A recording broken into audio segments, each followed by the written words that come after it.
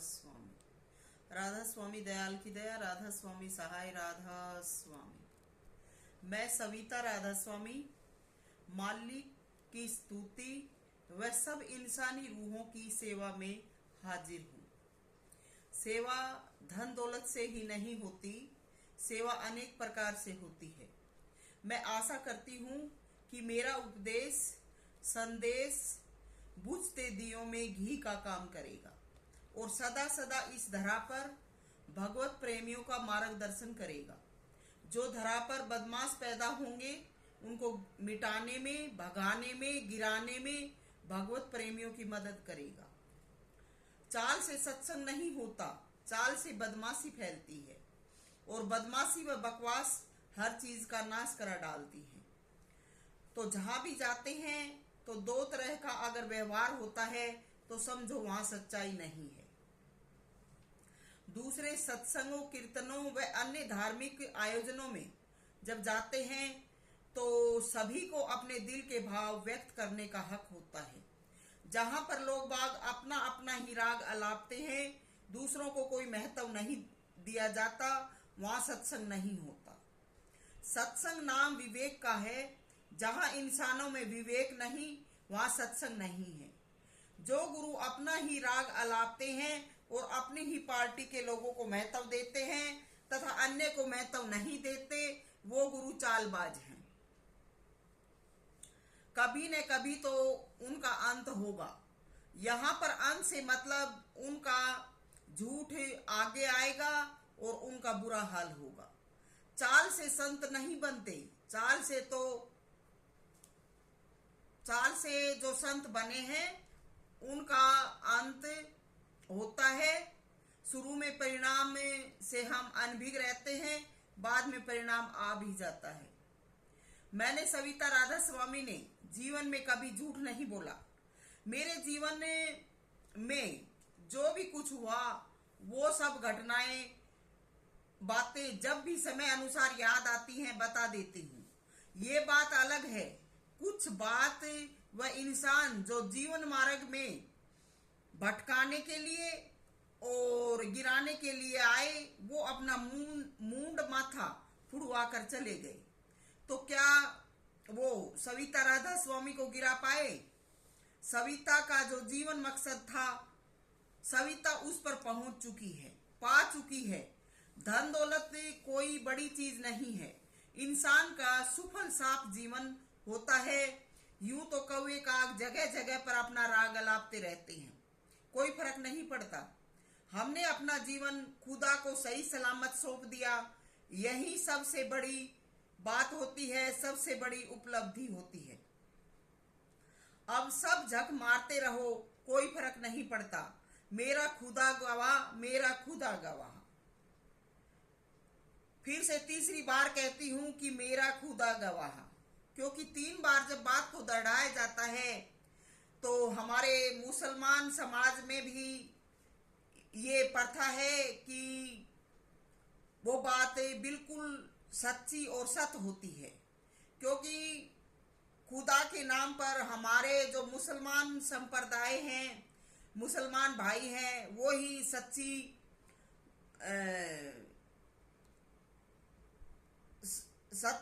परमात्मा की भक्ति करते हैं और वो डेली 2-3 टाइम अपनी नमाज अदा करते हैं। तो मैं भी ये कहती हूँ कि मेरा खुदा गवाह, मेरा खुदा गवाह। अब सच्चाई जुबान पर आए बिना नहीं रहती। मैं जिस स्थान पर गुरु टेक सिटी रेवाड़ी में रहती हूँ वहां भी बदमाशों की कमी नहीं है। जब इधर उधर कहीं घूमते हैं पार्क्स वगैरह में, तो गंदे इंसान वहां भी अपना जैसा उनका दिमाग है वैसा अपना हुलिया दिखाते हैं और उनमें बाल बच्चे और समझदार नहीं, अधेड़ उम्र के ही अपनी कीच डालने का प्रयास करते हैं। मगर मालिक मेरे साथ है, जिसे किसी की गवाही की जरूरत नहीं पड़ती, उनका इलाज भी मालिक कर देता है।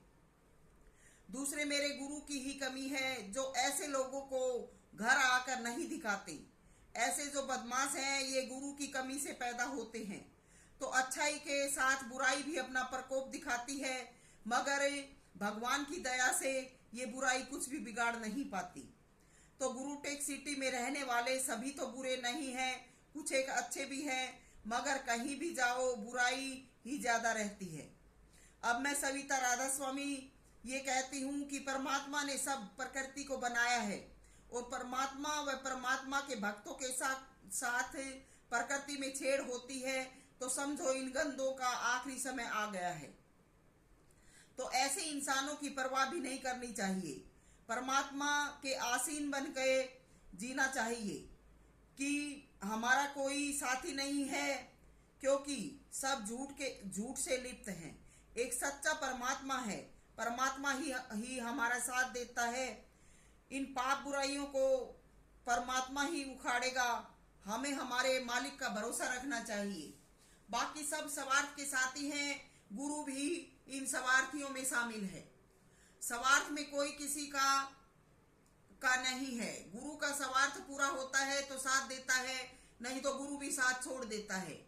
गुरु तो चाल में सबसे ऊपर होता है, क्योंकि दुनिया उसका विश्वास करती है, और उस विश्वास की आड़ में न जाने क्या क्या बुरे कर्मों में सम्मिलित रहता है।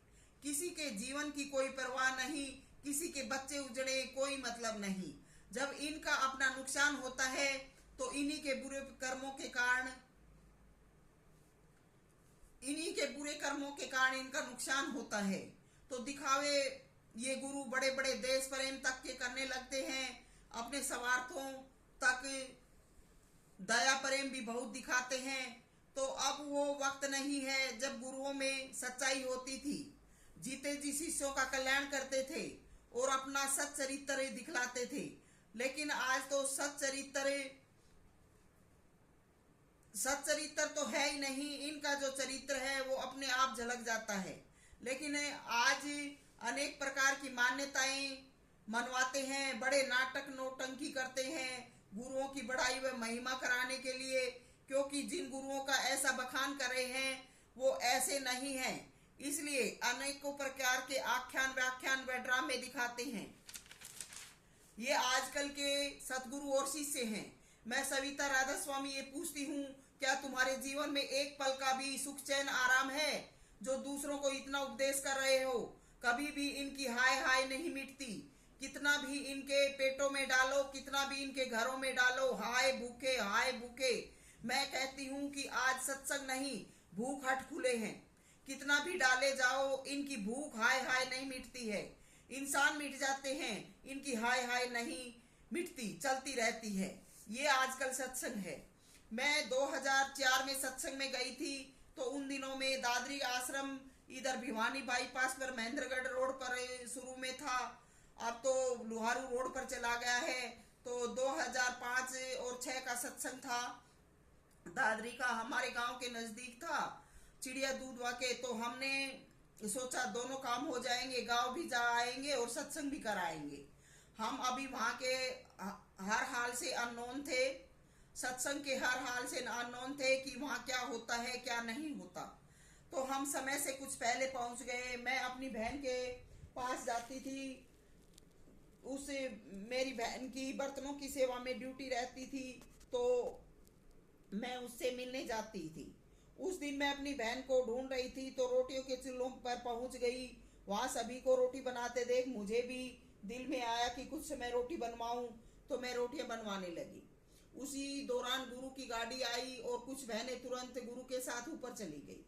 मैं भी चाव से भरी कि मैं भी जाऊं। मैं रोटी छोड़कर भागने लगी। एक सेवादार कहने लगी, कहाँ जा रही है?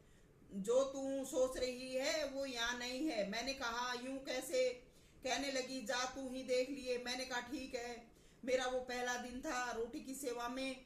मैं दिल में सोचने लगी कि ये बात आजमानी चाहिए।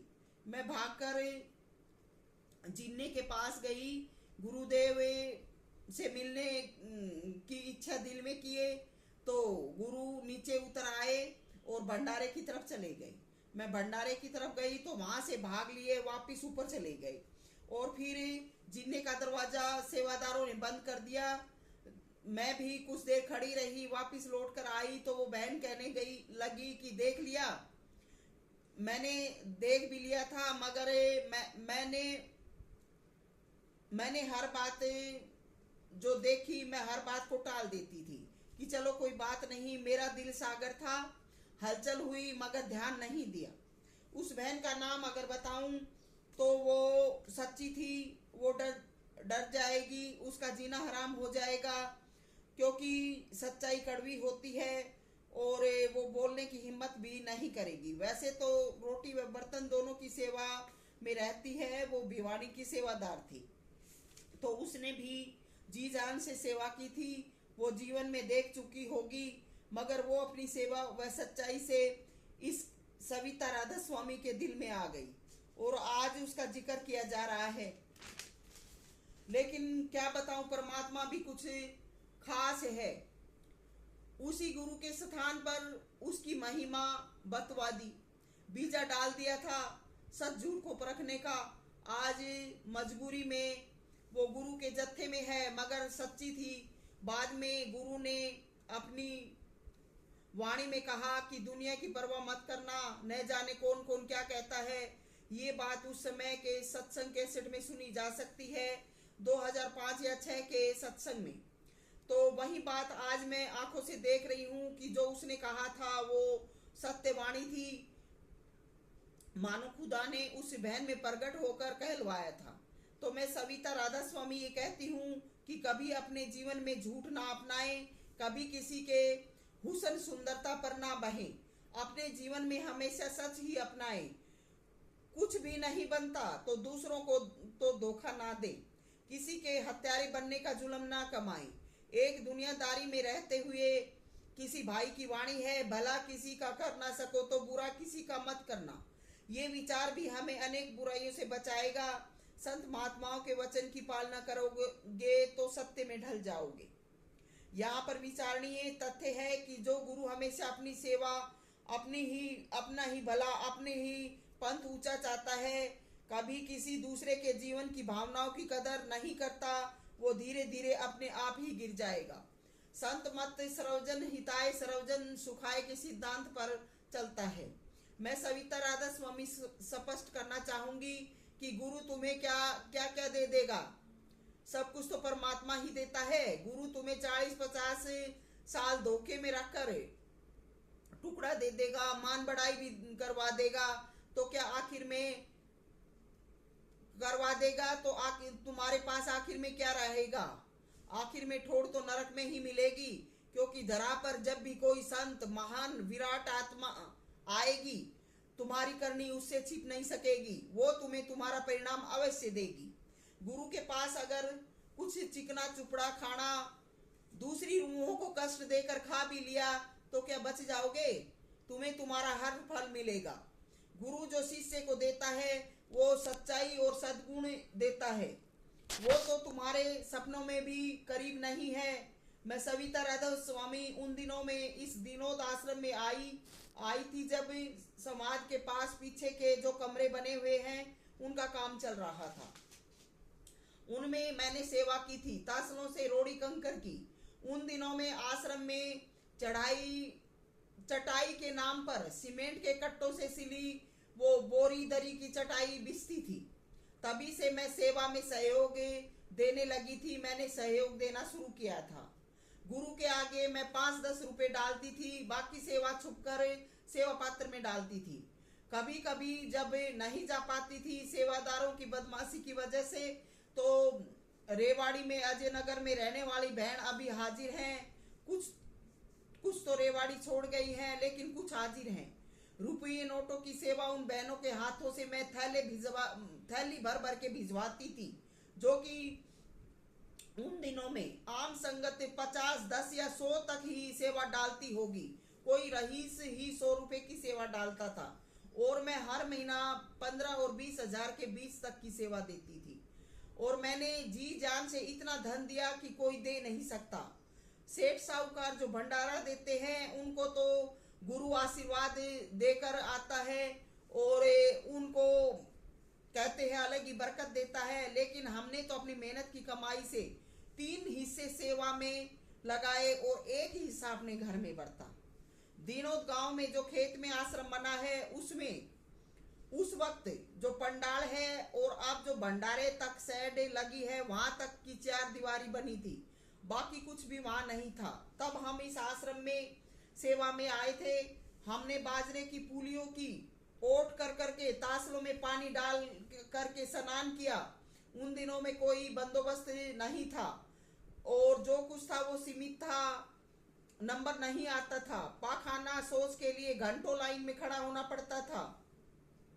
हमने उन्हीं दिनों से जी जान से सेवा की और करते आ रहे हैं। आज एक रात पहले का कोई ठूठ आकर बिल्ला पहन लेता है, कहता है मैं सेवादार हूं, वो हमें रोकता है आश्रम में किसी भी जगह जाने को। और हम पागल हैं जो उनका कहा माने। एक रंडी औरत एक दिन भी कोई काम नहीं किया और छल कपट से आकर आश्रम में रहने लगी। और वैसे सत्संगों में गुरु भी बड़ाई करते हैं कि कोई बहन है वो कहती है मैं कान्हा को मानती हूँ, तो जाना कान्हा के मंदिर में, ये तो संत का दरबार है, क्यों अपनी ऐसी तैसी कराने पड़ी से। यहाँ तो सेवा करके भोजन खाया जाता है, शादी रहनी रही जाती है, तो यहाँ पर रहेगी तो संत का ही जीवन लेना पड़ेगा। ये रहनी तेरे बाप के घर पर रह के कराई होती ऐसी। तो मैं पूछती हूँ क्या हमारी सेवा का यही परिणाम है? और अगर यही परिणाम है तो मैं दुनियादारों को उपदेश करती हूँ कि ऐसे स्थान पर कभी मत जाना। गंदे लोग बसते हैं, सब कुछ लेकर खाकर धक्के मार देंगे। जो जीवन मिला है उससे भी हाथ धो बैठोगे। तुम्हें चेता दिया है, बाकी तुम सब अपने जिम्मेवार हो। सविता मोजाधीन, राधा स्वामी।